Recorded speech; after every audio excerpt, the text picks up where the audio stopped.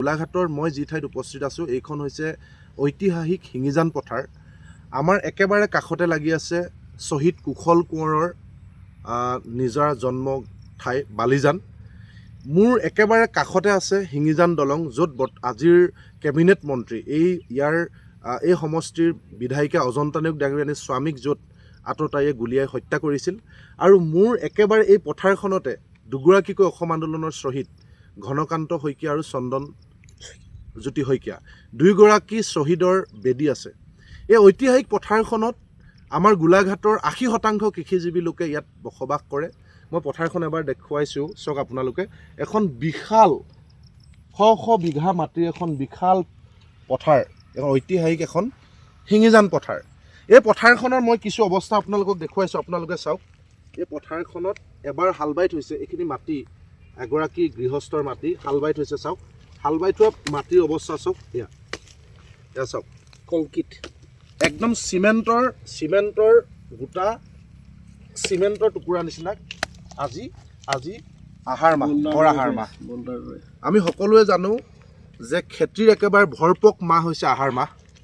এই আহাৰ মাহত এবাৰ হাল বোৱাৰ পিছত এতিয়া পানীৰ অভাৱত কৃষকসকলে মূৰে কপালে হাত দিছে। বিস্তীৰ্ণ অঞ্চল খৰাং। আজি কেৱল শিঙিজান পথাৰ বা গোলাঘাট নহয়, সমগ্ৰ অসমতে খৰাং সদৃশ পৰিৱেশৰ সৃষ্টি হৈছে। খৰাং ইয়াতে কোৱা হৈছে যে এতিয়াৰ মন্ত্ৰী, অতি দক্ষ মন্ত্ৰী পীযুষ হাজৰিকা ডাঙৰীয়া এইবাৰ জলসিঞ্চন আৰু কৃষি বিভাগ তেখেতৰ হাতত দিয়া হৈছে। বাৰু এতিয়া নতুনকৈ তেওঁ দায়িত্ব লৈছে। যোৱা সময়খিনিত অসমৰ প্ৰতাপী এগৰাকী কেবিনেট মন্ত্ৰী বনিয়া অশোক সিংঘালৰ হাতত আছিল জলসিঞ্চন বিভাগ। মই ইমান ডিটেইলছত নগৈ পোনে পোনে কৈছোঁ যে জলসিঞ্চন বিভাগৰ তেওঁৰ কাৰ্যকালত 2021 চনৰ পৰা 26 চনলৈকে মুঠ 10,138 কোটি টকা পথাৰত পানী দিয়াৰ নামত আবণ্টন জনোৱা হৈছে। 10,138 কোটি টকা। এবাৰ আপোনালোকে কল্পনা কৰক, 10,138 কোটি টকা এই পথাৰবিলাকত, অসমৰ এনেকুৱা পথাৰবিলাকত পানী যোগানৰ নামত আবণ্টন দিয়া হৈছিল। সেই টকা ক'ত গ'ল? অশোক সিংঘাল ডাঙৰীয়াই যোৱা 5 বছৰত 10% কৃষিভূমিত পানী যোগান ধৰিব নোৱাৰিলে। আপুনি যদি চাই 5ৰ পৰা 6% যোগান ধৰা বুলি কোৱা হৈছে, যদিও আজিৰ দিনটোত মৰিগাঁৱলৈ বলক, য'ত য'ত জলসিঞ্চনৰ সুবিধা আছে সকলোবিলাক বিকল। ক'ৰবাত কাৰেণ্ট নাই, ক'ৰবাত মেচিন বেয়া, তাৰতো কোনো ধৰণৰ পানী যোগান আঁচনি নাই।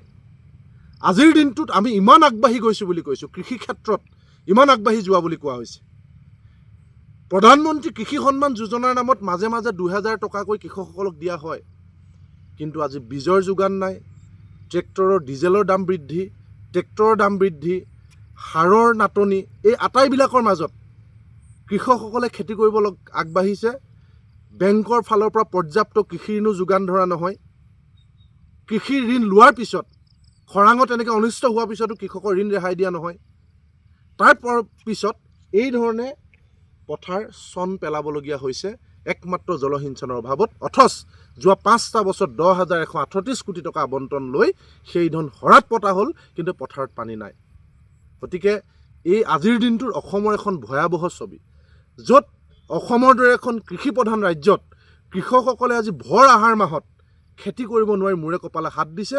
এই ধৰণে পথাৰৰ প্ৰতিটো চপৰা এতিয়া কংক্ৰিটৰ চিমেণ্টৰ বালিৰ চপৰালৈ পৰ্যবেক্ষিত হৈছে।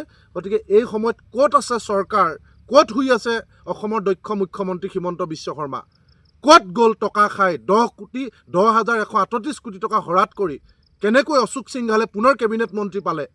ক'ত তথাকথিত দক্ষ মন্ত্ৰী পীযুষ হাজৰিকা? এই প্ৰশ্নবিলাকৰ উত্তৰ আমাক কৃষক মুক্তি সংগ্ৰাম সমিতিক লাগিব। গতিকে সমগ্ৰ অসমতে আমি এই প্ৰশ্ন উত্থাপন কৰিম। আৰু জলসিঞ্চন বিভাগে ক'ত শুই আছে? কৃষকক কেৱল মাজে মাজে 2,000 টকা দিয়ে দায়িত্ব শেষ নেকি প্ৰধানমন্ত্ৰী কৃষি নিধি আঁচনিৰ নামত? নে এই কৃষকসকলে কি খাব? এই মূল্য বৃদ্ধিৰ যুগত ডিজেলৰ পৰা, সাৰৰ পৰা, বীজলৈকে উচ্চ দামত কিনি লোৱাৰ পাছত, কৃষি বিভাগে কোনো যোগান নধৰাৰ পিছত, এই মাটিত যেতিয়া খেতি কৰিব নোৱাৰিব, তাৰপিছত কৃষকে পৰিয়াল কেনেকৈ পোহপাল দিব? নে কেৱল ভেকুলী বিয়া পাতি ভগৱানৰ ওপৰত নিৰ্ভৰশীল কৰি এতিয়া এনেকৈ খেতিলৈ বাট চাব লাগিব?